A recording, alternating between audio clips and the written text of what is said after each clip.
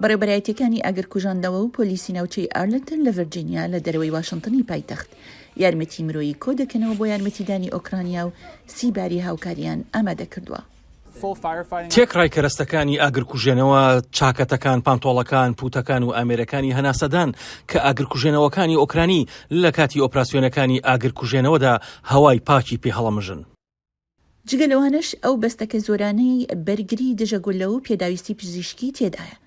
ئەو هاوکاریانە لەلایەن ڕێکخراوی خۆبەخشی خێرخوازی یارمەتی یەکگرتووی ئۆکرانیاوە کۆ دەکرێنەوە، دەگوازرێنەوە بۆ ئۆکرانیا. دوای ئەوەی بارەکان ڕەوانی ئۆکرانیا دەکرێن بەرەو ڕۆژ ئاوای وڵاتەکە دەنێرێن. لە نێو شارەکانی کە پێشتر یارمەتیان وەرگرتووە بریتین لە چەرنیهێف، هۆزلێت، کێف، ڤیشۆرۆد. قەبارەکە لە زیادبووندایە و ئێمە هەر لە بەیانیەوە تاکو شەو کار دەکەین بۆ یارمەتیدانی ڕێکخراوە خێرخوازی جۆرا و جۆرەکان، پەناگەکان، دەستگا پزیشکیەکان، نەخۆشخانەکان و بەرگریەکانی ناوچەکان.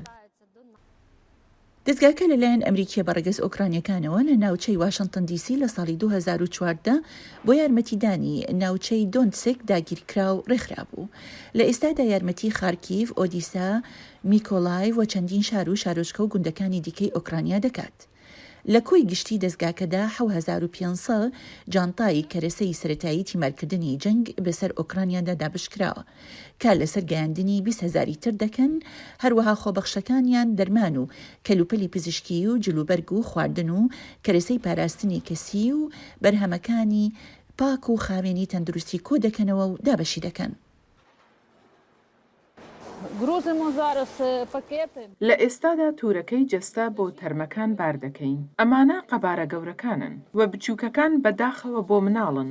ڕەوانەی فۆرسێل، گۆستۆمێل و بۆچا ئەو شارانەی نێزی کیێڤەوە دەکرێن.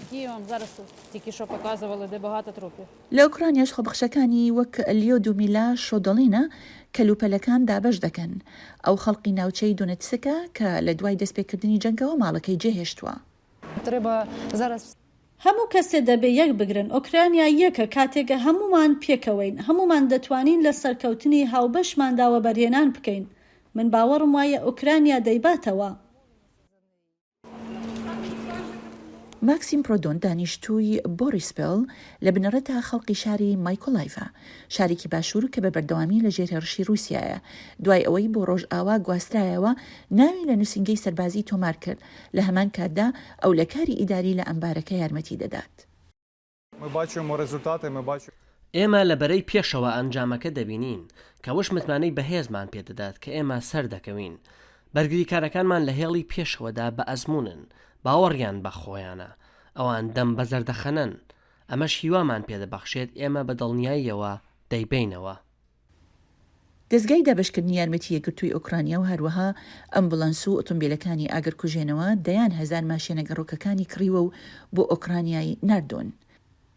بە تێکڕای ئەو هەمووشتانش پێکەوە سوپاس بۆ بەخشینی ئەمریکا ئاسایەکان و کۆمپانیاکان ئەم گروپە زیاتر لە $7 ملیۆن یارمەتیان بۆ ئۆکرانیا دابین کردووە.